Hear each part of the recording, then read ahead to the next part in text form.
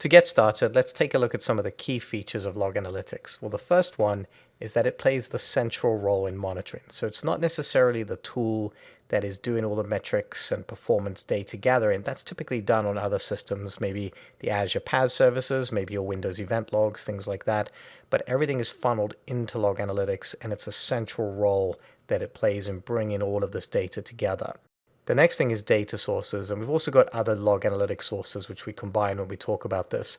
And data sources are things you can connect log analytics to. So these could be virtual machines that you want to plug in and get data on. These could be system log events, Windows log events, performance events, etc. And then you've also got other log analytics sources, so things like Security Center and App Insights, which use their own sort of log analytics under the covers as well. And so these are two sets of sources that you can use, whether you're manually saying, hey, I want to get data from this machine, or I want to ingest data from other log analytics sources native to Azure.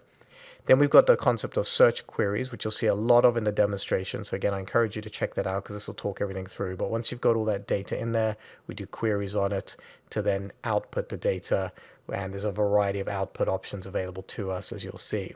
In fact, if we look at the log search use cases, and if we look on the left-hand side, first of all, we've got things like Azure Monitor, Virtual Machines, Operations Manager, that's SCOM if you're using that on premises, that System Center Operations Manager is what that stands for. You've got Application Insights, Azure Security Center, PowerShell, Data Collector, all these different sources of data that come in.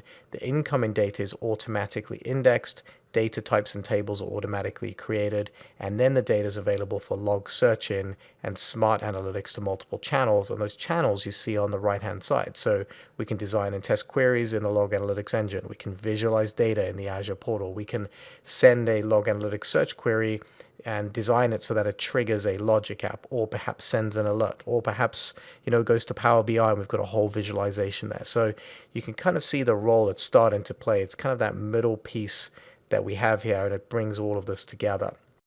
If we look then at the architecture, on the left-hand side, to kind of expand upon that, we have our data sources. We also have the concept of solutions. So solutions are third-party solutions that you can plug into log analytics. In fact, it's kind of a marketplace for them, where you can go in and say add things like Network Watcher and other services that are out there. And then all that data comes in, it creates these records, and then you perform your log searches against these records and then say, okay, I want to alert on that. I want a dashboard for that log search. So I want Power BI, etc. In fact, if we go a little bit further and we look at things like the data sources and break them out, you've got logs and performance there, plus those third-party solutions, and you can see that data comes in and creates those records, but they're in a series of tables. In fact, if you look at it again another layer deeper, and we say, look, Windows event log comes in, it goes into the event log table. Syslog goes into syslog. Agents might go into heartbeat if it's something where we're just checking if something's online or not, like up-down type alerting. Custom logs, alert rules. You can see they've got all these tables there. And what you will notice, and this will be expanded upon when you go through the demonstration, but you've got this concept in the query. You see where it says event and then union syslog. So you can query across multiple tables. And again, that'll become more important a little bit later on, but worth noting for right now. If we look at those data sources, this is a summary of the ones that are available to you. So you've got the concept of custom logs, first of all. Those are text files on Windows or Linux agents containing log information, and they go in the event type log name _CL. We've got Windows event logs, which are event type event, Windows performance counters, which are under perf, Linux performance counters, also under perf, IIS logs, which are W3C, IIS log, and syslog, which are under syslog, which are syslog events on Windows or Linux computers. The last thing we'll leave you with in this lecture are some search query fundamentals, which I encourage you to write down or just make sure you've committed these to memory, as they will help you tremendously when you're getting started with log analytics. To begin with, start with the source table that you're focused on. So if you're focused on event logs, let's start with the event table.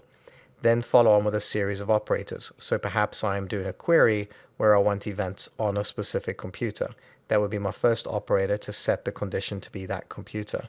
Then perhaps I want a specific event ID on that computer. I use pipe to separate out additional operations. So now I'm starting to narrow down my search in particular for that event table.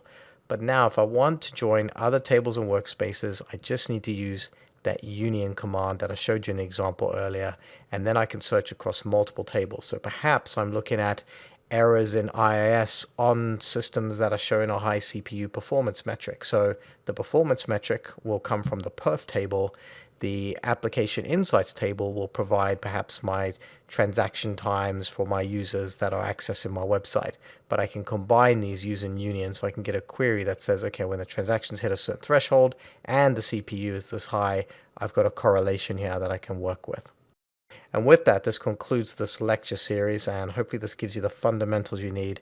There are definitely questions starting to appear for log analytics on the exam, so definitely make sure you know how to query around, especially as you hit the upcoming demonstration.